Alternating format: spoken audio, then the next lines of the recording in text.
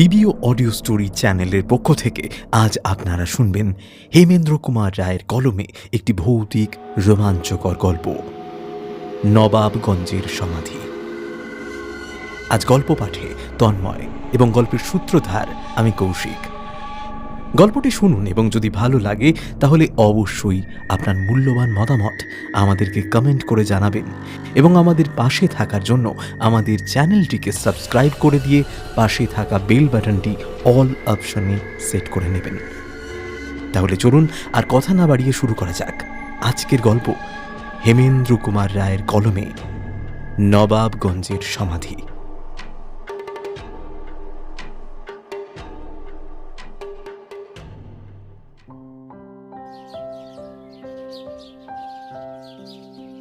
হাওয়া বদলাতে গিয়েছিলাম হাজারিবাগে।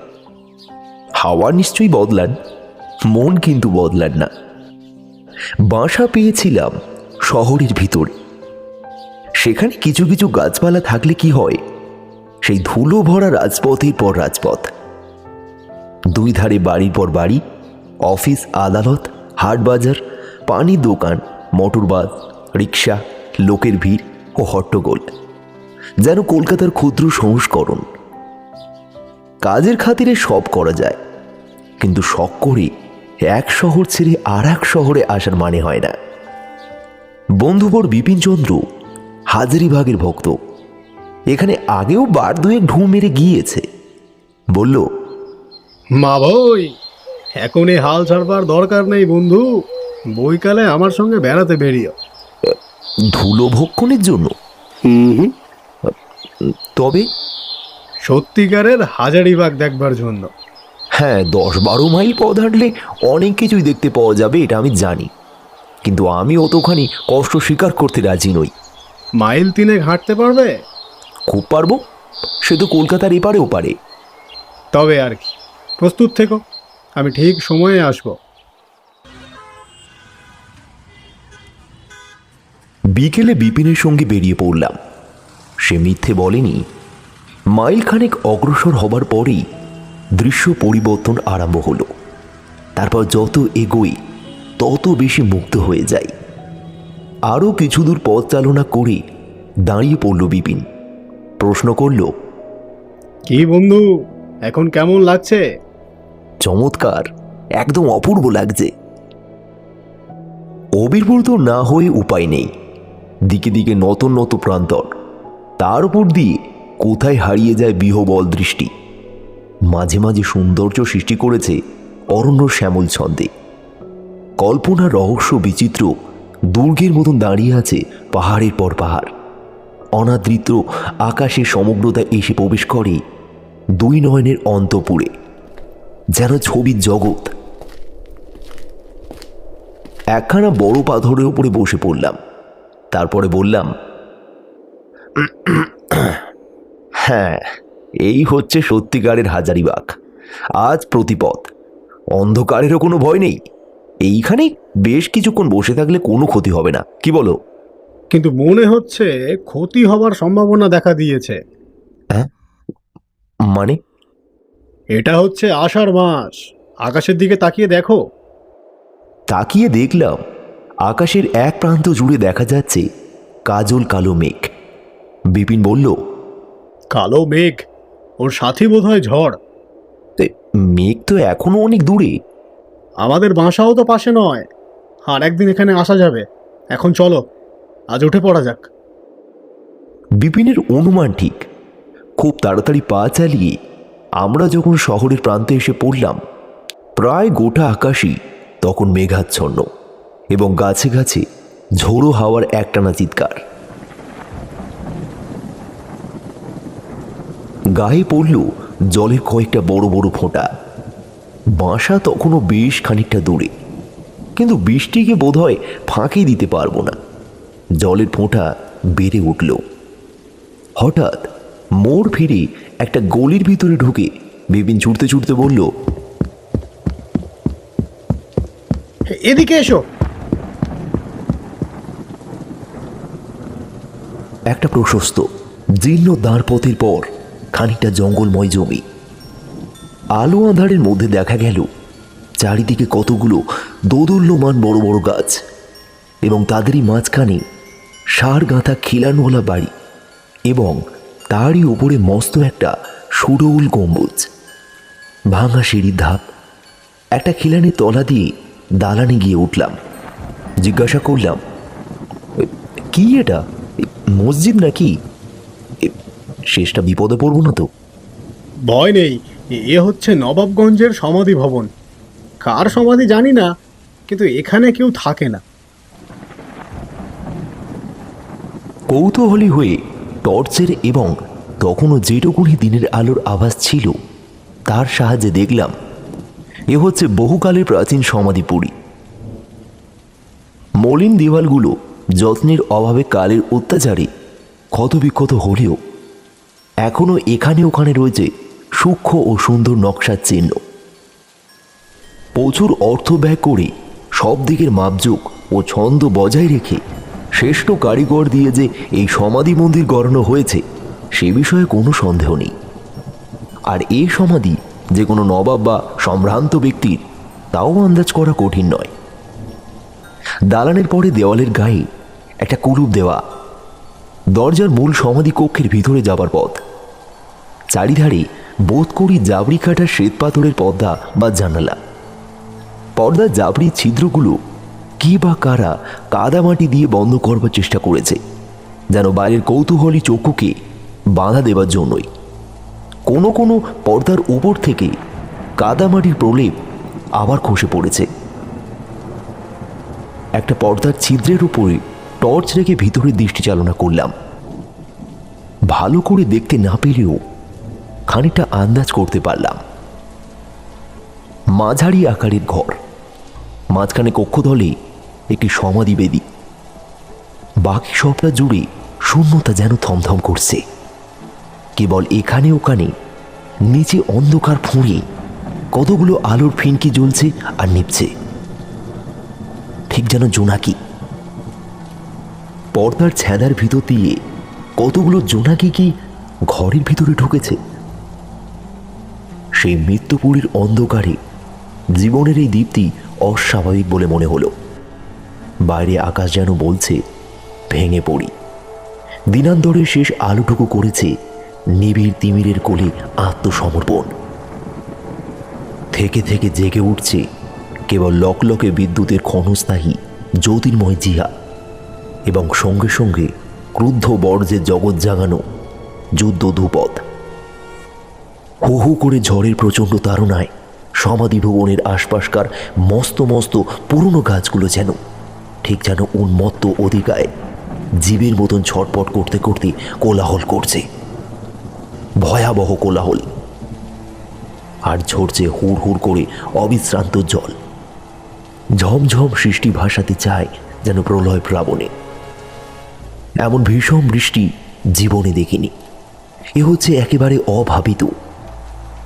1 ঘন্টা কেটে গেল, 2 ঘন্টা যায় যায়, তবু বৃষ্টি থামল না, তার জোরও কমল না।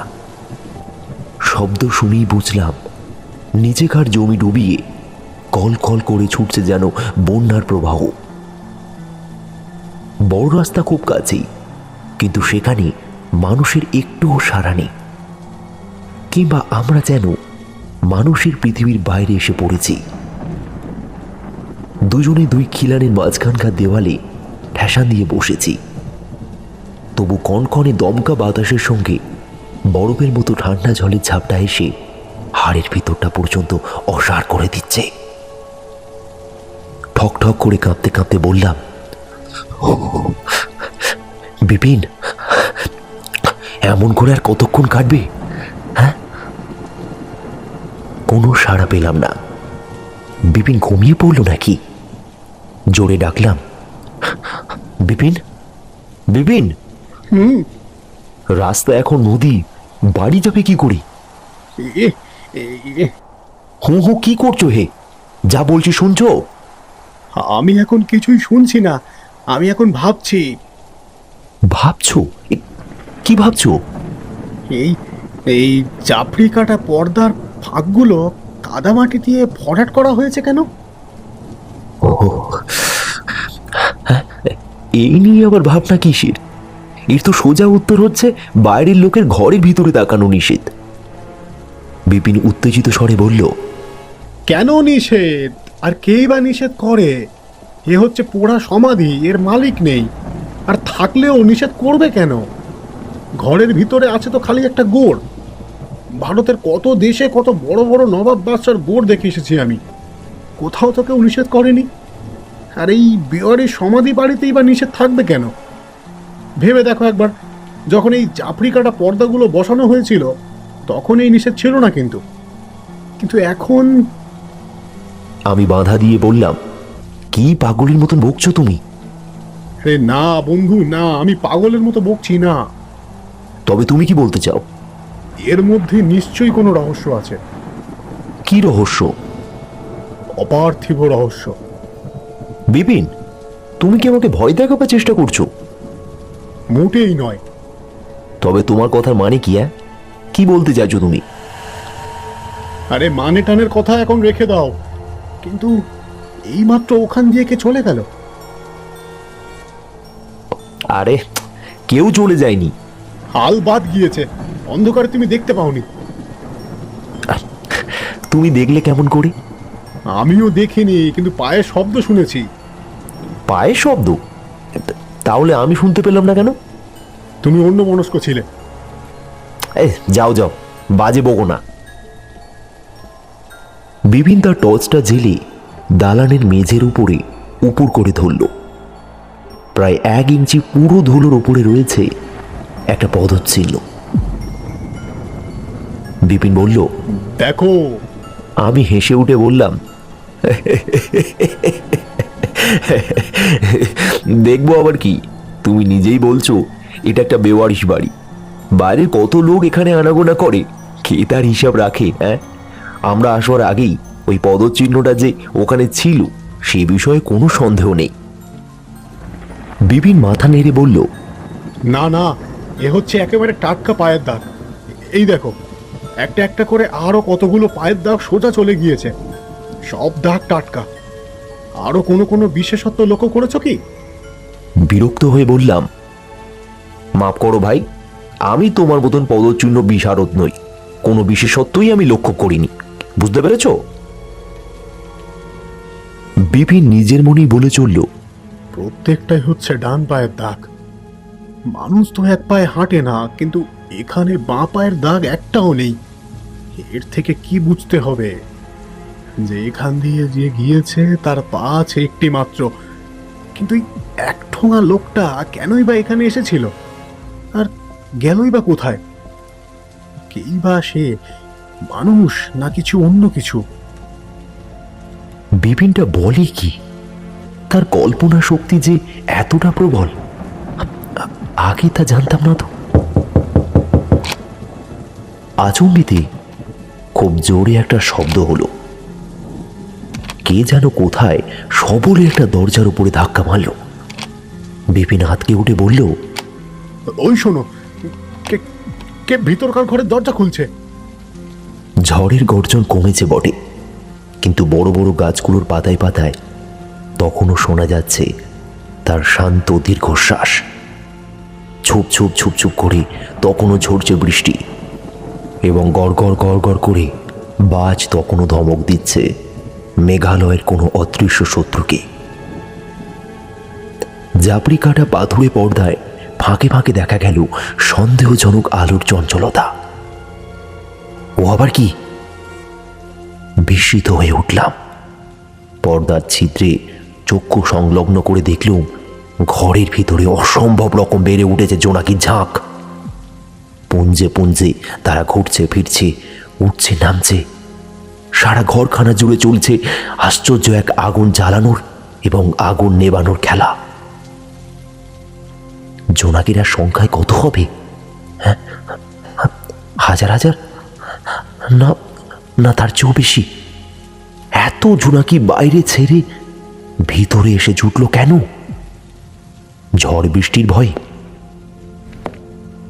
ওপাশের দালানি হঠাৎ একটা শব্দ শুনলাম, ধূপ ধূপ ধূপ ধূপ পদধ্বনি। শব্দ হচ্ছে তালে তালে, কিন্তু প্রত্যেক তালে দুই মাত্রার মধ্যে একটা করে মাত্রা যেন ফাঁক থেকে শোনা যাচ্ছে। দুপা ফেলে চললে প্রত্যেক শব্দের মাঝখানে আর একটা করে শব্দ যেন শোনা যাচ্ছে। এ যেন কেউ এক পায়ে লাফিয়ে লাফিয়ে এগিয়ে আসছে। বিপিন পায়ে কান্না ভরা কণ্ঠে বলে উঠল, কে আসে? ও কে আসে? ভয় বড় সংক্রামক। এতক্ষণ পরে আমারও বুকটা ঢিপ ঢিপ না করে পারল না। কোনো একপথ লোকের পায়ের শব্দ শোনবার জন্য প্রস্তুত ছিলাম না এই বড় সমাধি বাড়িতে। এই ভীষণ দুর্যোগের রাত্রে তড়াক করে লাভ মেরে উঠে দাঁড়িয়ে বিপিন উদ্ভ্রান্তের স্বরে বলে উঠল, ওই যে আসছে, ওই যে আসছে, এদিকেই আসছে, আমাদের দিকেই আসছে। সে আসছে। তাকে দেখতে কেমন ধারা, তার চেহারা কি আমাদের মতো? হঠাৎ দালানের ভিতরে উড়ে এলো ঝাঁকে ঝাঁকে জোনাকি। ওপরে নিচে ডাইনে বামে ঘুরে ঘুরে জলে আর নেবে, জলে আর নেবে উঠতে লাগলো যেন জীবন্ত অন্ধকারের হাজার হাজার চক্ষু একবার খুলছে আর একবার বন্ধ হচ্ছে।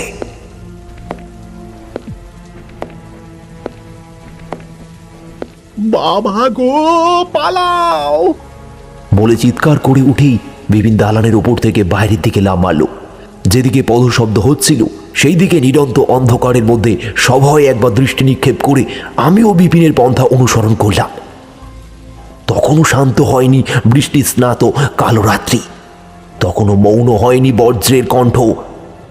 কেমন করে বাসায় ফিরলুম সে কথা না বলাই ভালো। বৃষ্টি থেমেছে। মেঘ ভেদ করে রোদের একটি সোনালি রেখা এসে পড়েছে আমাদের সকালের চায়ের টেবিলে। বললাম, বিপিন, কাল মিছেই আমরা ভয় পেয়েছিলাম। তাই নাকি?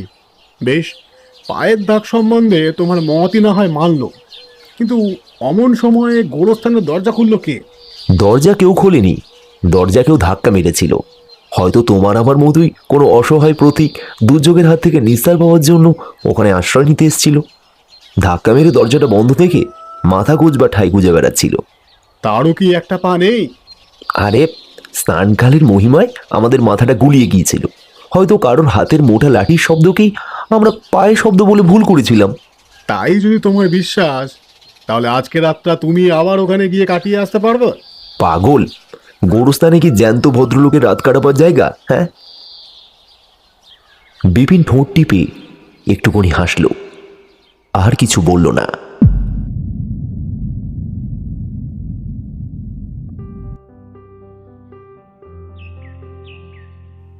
শুনছিলেন আজকের গল্প হেমেন্দ্র কুমার রায়ের কলমে নবাবগঞ্জের সমাধি। গল্পটি কেমন লাগলো তা অবশ্যই আমাদের কমেন্ট করে জানাবেন। ভালো লাগলে একটি লাইক করে দেবেন এবং আমাদের চ্যানেলটিকে সাবস্ক্রাইব করতে ভুলবেন না। ফিরে আসব আগামী সপ্তাহে আরও একটি নতুন গল্প নিয়ে। ধন্যবাদ, ভালো থাকবেন।